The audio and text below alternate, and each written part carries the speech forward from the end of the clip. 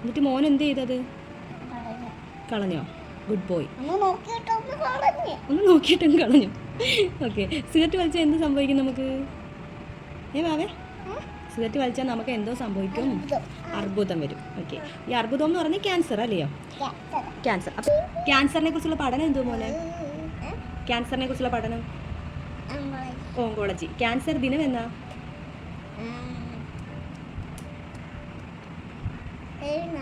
ഫെബ്രുവരി 4.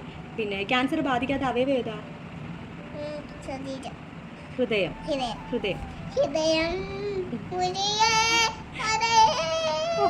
Super. പിന്നെ cancer ആദ്യമായിട്ട് കണ്ടുപിടിച്ച ആരാ? റോബർട്ട് വെയിൻബെർഗ്. റോബർട്ട് വെയിൻബെർഗ്.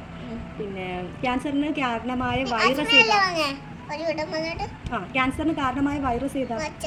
ക്യാൻസറിന് കാരണമായ വൈറസ് ഓങ്കോ വൈറസ്. ക്യാൻസറിന് കാരണമായ ജീൻ ഏതാ? ഓങ്കോജീൻ.